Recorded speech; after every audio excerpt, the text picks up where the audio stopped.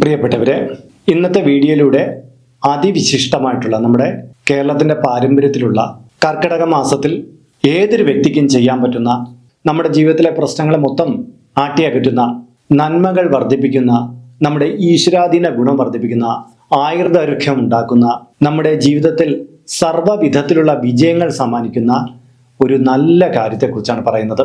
ഇതൊരു പുതിയ കാര്യമല്ല, നമ്മുടെ പാരമ്പര്യമായിട്ട് നമ്മുടെ ഗൃഹങ്ങളിൽ തന്നെ നടത്തിപ്പോന്നിരുന്ന ഒന്ന്.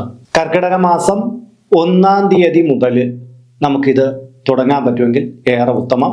ഇനി കർക്കിടക മാസം തുടങ്ങിക്കഴിഞ്ഞ് മുന്നോട്ടുള്ള കാലയളവിൽ ഇനി 30-ാം തീയതിയാണ് നിങ്ങളിത് കാണുന്നതെങ്കിലും കുഴപ്പമില്ല, അന്നെങ്കിലും ഒരു വട്ടം ഇത് ചെയ്തു കഴിഞ്ഞാൽ അതിൻ്റെതായ പുണ്യം കിട്ടും.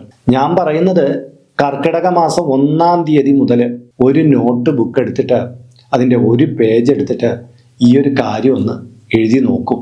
ഈ കർക്കിടക മാസം തീരുന്നത് വരെയുള്ള സമയത്ത് നിങ്ങൾക്ക് തുടർച്ചയായിട്ട് ഇത് ചെയ്യാൻ പറ്റുമെങ്കിൽ നിങ്ങളിപ്പോൾ അഭിമുഖീകരിച്ചുകൊണ്ടിരിക്കുന്ന പല പ്രശ്നങ്ങളും നിങ്ങളിൽ നിന്ന് മാറിക്കിട്ടുന്നതാണ്. ശനിദോഷമാകട്ടെ, രാഹുദോഷമാകട്ടെ, കേതുദോഷമാകട്ടെ, നിങ്ങളെ ചുറ്റിപ്പറ്റിയിരിക്കുന്ന മറ്റ് ദൃഷ്ടിദോഷപരമായിട്ടുള്ള എന്തും ആകട്ടെ, അതെല്ലാം മാറിക്കിട്ടുന്ന വിജയമന്ത്രമാണിത്. ഇത് നമ്മുടെ പൂർവികമായിട്ടുള്ള, നമ്മുടെ തലമുറയിൽപ്പെട്ടുള്ള എല്ലാവരും ആചരിച്ചു പോന്നിരുന്നത്.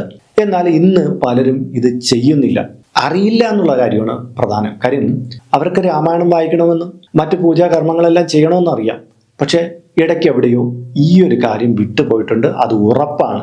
ഞാൻ പറയുന്നത് ഇത് കണ്ടുകൊണ്ടിരിക്കുന്ന ഒട്ടുമിക്ക പേർക്കും ഇത് പുതിയ അറിവായിരിക്കും. കുറച്ച് പേർക്ക് ഇത് അറിയാം, കാര്യം അവർ ഇത് തുടർച്ചയായിട്ട് ചെയ്തു പോരുന്നതാണ്. അവരുടെ ജീവിതത്തിൽ വളരെ വളരെ വലിയ ഉയർച്ചകൾ ഉണ്ടായിട്ടുണ്ട്. അപ്പം അതേക്കുറിച്ചാണ് ഇന്നത്തെ വീഡിയോയിൽ പറയുന്നത്. ഇത് പൂർണ്ണമായിട്ടും കാണുക, വളരെ വലിയ ഒരു അറിവാണ് നിങ്ങൾക്ക് ലഭ്യമാകുക. നമസ്കാരം, ഞാൻ RJ അയ്യർ ഹരിചന്ദന മഠം. ഹൈന്ദവ ആചാര സംബന്ധമായ, ജ്യോതിഷ, മോട്ടിവേഷൻ സംബന്ധമായ ഒട്ടേറെ കാര്യങ്ങൾ പറഞ്ഞു തരുന്ന ഒരു വാട്സപ്പ് ചാനൽ നമുക്കുണ്ട്. ഇതിൻ്റെ കീഴെ ഡിസ്ക്രിപ്ഷൻ ബോക്സിൽ, കമൻറ്റ് ബോക്സിൽ അതിൻ്റെ ലിങ്ക് കൊടുത്തിട്ടുണ്ട്. അതിലൂടെ ചാനൽ പ്രവേശിച്ചാൽ നിങ്ങളുടെ കുടുംബാംഗങ്ങൾക്കും നിങ്ങൾക്കും നിങ്ങളുടെ പിറന്നാളിന് സൗജന്യമായിട്ട് പുഷ്പാഞ്ജലി അർച്ചനകൾ നടത്തി കിട്ടുന്നതാണ്. അപ്പോൾ ഇത് ചെയ്യുന്ന രീതി എങ്ങനെയാണെന്ന് പറഞ്ഞുതരാം. നമ്മളൊരു നോട്ട് ബുക്ക് വാങ്ങിക്കണം. നമുക്ക് കൃത്യമായിട്ട് കർക്കിടക മാസം 1-ാം തീയതി രാവിലെയോ വൈകുന്നേരമോ ആട്ടെ, ആ ടൈം മുതൽ നമ്മൾ ഇത് എഴുതി തുടങ്ങണം. എഴുതി തുടങ്ങേണ്ടത് എങ്ങനെയാണെന്ന് പറഞ്ഞുതരാം. ആ ബുക്കിന്റെ മുകളിൽ ഓം എന്ന് എഴുതണം. എന്നിട്ട് താഴേക്ക് ഓം ശ്രീരാമ ജയം, ഓം ശ്രീരാമ ജയം എന്നിങ്ങനെ നമ്പറിട്ട് 108 തവണ എഴുതണം. ഇതാണ് ശ്രീരാമ ജയം എഴുത്തെന്ന് പറയുന്നത്. കേട്ടിട്ടുണ്ടാവുമല്ലോ, പണ്ട് രാമായണ കാലഘട്ടത്തിൽ തന്നെ പലപ്പോഴും പറഞ്ഞു കേട്ടിട്ടില്ലേ, ശ്രീരാമ ജയം എഴുത്ത്. അവൻ ശ്രീരാമ ജയം എഴുതുന്ന വ്യക്തിയാണ്, അതുകൊണ്ടാണ് അവനെ ദുർദേവതകൾ സ്പർശിക്കാത്തത്. അവൻ ശ്രീരാമ ജയം എഴുതി വന്ന ആളാണ്, അതുകൊണ്ടാണ് അവന് പരാജയങ്ങൾ ഉണ്ടാവാത്തത്. അവൻ ശ്രീരാമ ജയം എഴുതിക്കൊണ്ടിരിക്കുന്ന ഒരാളാണ്, അതുകൊണ്ടാണ് പരാജയത്തിൽപ്പെട്ടാലും അവന് വിജയിക്കാനുള്ള കഴിവുണ്ടാകുന്നത് എന്നൊക്കെ പറയുന്നത്. അതായത് ശ്രീരാമ ജയം എന്ന ഈ മന്ത്രം കർക്കിടക മാസത്തിൽ കൃത്യമായിട്ട് പാലിച്ചെഴുതി പോകുന്നവർക്ക് എത്ര വലിയ പരാജയങ്ങളിൽ അവർ പെട്ടുകിടന്നാലും അതിൽ നിന്ന് വിജയം ഉണ്ടായി വരും എന്നുള്ളതാണ്. അപ്പോൾ അതിൻ്റെ യഥാർത്ഥ രീതി നമ്മൾ ആദ്യം പറഞ്ഞത് ശ്രീരാമ ജയം എങ്ങനെ എഴുതണമെന്നുള്ളതാണ്. അതിന് നമ്മൾ 108 തവണ ഒരു ദിവസം ശ്രീരാമ ജയം എഴുതണം. പിറ്റേ ദിവസവും നമ്മൾ ശ്രീരാമ ജയം എഴുതണം. പക്ഷെ 108 തവണ ശ്രീരാമ ജയം എഴുതിയതിന് ശേഷം അതിൻ്റെ അടിയിൽ 8 തവണ ഈ ഒരു മന്ത്രം കൂടി എഴുതണം. പലർക്കും ഇത് അറിഞ്ഞുകൂടാ കേട്ടോ. അവർ ശ്രീരാമ ജയം മാത്രം എഴുതും. എന്നാൽ നമ്മുടെ അഭീഷ്ടങ്ങൾ, നമുക്ക് ചില ആഗ്രഹങ്ങളൊക്കെ ഉണ്ടാവുമല്ലോ, അത് സാധ്യമാക്കാൻ ഈ കാലയളവിൽ അത് നടന്നു കിട്ടാൻ വേണ്ടിയിട്ട് ആ ആഗ്രഹത്തെയും കൂടി മനസ്സിൽ കരുതിയിട്ട് അടിയിൽ 8 തവണ ഈ മന്ത്രം എഴുതണം. അതെന്താണെന്ന് പറഞ്ഞുതരാം, എഴുതി കാണിക്കാം. ഓം ഹ്രീം ശ്രീരാമ രാമചന്ദ്രായ സർവാഭീഷ്ടം സിദ്ധയ സിദ്ധയ. മന്ത്രം ഒന്നുകൂടി, ഓം ഹ്രീം ശ്രീരാമ രാമചന്ദ്രായ സർവാഭീഷ്ടം സിദ്ധയ സിദ്ധയ എന്നിങ്ങനെയാണ് ഈ മന്ത്രം. അത് 108 എഴുതി കഴിഞ്ഞിട്ട് അതിൻ്റെ കീഴെയാണ് എഴുതേണ്ടത്. അപ്പോൾ ബുക്കിൽ നമ്മൾ ഒരു പേജിൽ എഴുതിയിട്ട് കഴിഞ്ഞില്ലെങ്കിൽ അപ്പുറത്തെ പേജിൽ എഴുതുക, ഡേറ്റ് ഇട്ട് എഴുതുക. ഇങ്ങനെ ഓരോ ദിവസമായിട്ട് എഴുതുക. ഇത് തുടർച്ചയായിട്ട് സ്ത്രീജനങ്ങൾക്ക് എഴുതാൻ പറ്റില്ലെന്ന് ചിലപ്പോൾ പറഞ്ഞേക്കും. കാര്യം ആർത്തവ കാലയളവിൽ നമുക്കിത് എഴുതാൻ പറ്റുമോ? തീർച്ചയായിട്ടും പറ്റും. അതാണ് എൻ്റെ പ്രത്യേകത. ഇതിന് പ്രത്യേകിച്ച് നിലവിളക്ക് തെളിയിച്ച് വെക്കേണ്ട ആവശ്യമില്ല, അല്ലെങ്കിൽ പൂജാമുറിയിൽ തന്നെ ചെന്നിരുന്ന് എഴുതണമെന്ന് നിർബന്ധമൊന്നുമില്ല. നമുക്ക് എവിടെ വെച്ചുവാണെങ്കിലും ശ്രീരാമജയം എഴുതാവുന്നതേ ഉള്ളൂ. അതിന് രാവിലെയോ വൈകുന്നേരമോ തിരഞ്ഞെടുക്കണം.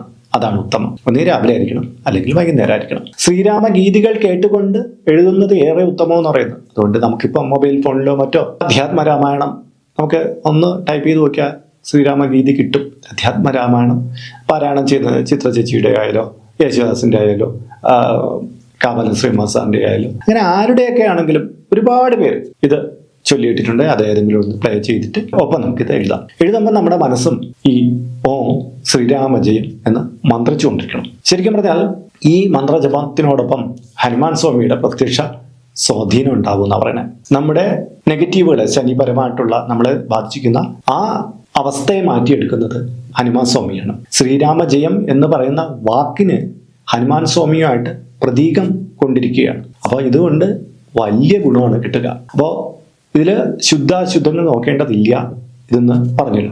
എന്നാൽ പൂജാമുറിയിലിരുന്ന് നിങ്ങളിത് നിലവിളക്ക് തെളിയിച്ചു വെച്ചിട്ടാണ് തുടർച്ചയായിട്ട് എഴുതുന്നതെങ്കിൽ നിങ്ങൾ ശുദ്ധാശുദ്ധങ്ങൾ നോക്കിയേ പറ്റുള്ളൂ. അതായത് ആർത്തവകാലം കഴിഞ്ഞ് 7 കഴിഞ്ഞിട്ട് പിന്നെ അത് ചെയ്യാം.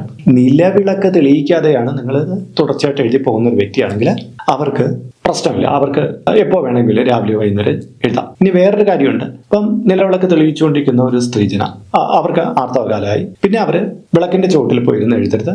അവര് മാറിയിരുന്നിട്ട് സന്ധ്യാസമയത്ത് ശ്രീരാമജയം എഴുതാം. അങ്ങനെ ഒരു ഓപ്ഷൻ ഉണ്ട്. അപ്പൊ മനസ്സിലായല്ലോ. ആ ആള് ആ സമയത്ത് നിലവിളക്കിന്റെ മുന്നിൽ ചെന്നിരുന്ന് എഴുതരുത്, മാറിയിരുന്ന് എഴുതാം. ഇത് പണ്ട് മുതലേ നമ്മുടെ സമൂഹത്തിൽ ആചരിച്ചു വരുന്ന ഒരു രീതിയാണ്. പിന്നെ ഫലമൊരുക്ക് എന്നൊക്കെ ഒരുക്കുകളിട്ട് ശ്രീരാമജയം എഴുതുന്ന രീതിയുണ്ട്. അത് നമ്മുടെ താന്ത്രിക പൂജാ വിധാനങ്ങളിലും പെടുന്നതാണ്. അത് വേണ്ട. നമുക്ക് ഈ ഒരു രീതിയിൽ ശ്രീരാമജയം എഴുതി കഴിഞ്ഞാൽ വളരെ ഗുണകരമാണ്. ഒപ്പം തന്നെ നമുക്ക് ശ്രീരാമജയം എഴുതുന്നവര് രാമായണ പാരായണം കൂടി നടത്താമെങ്കിൽ അത്രയും മെച്ചമാണ് എന്ന് പറയുന്നു.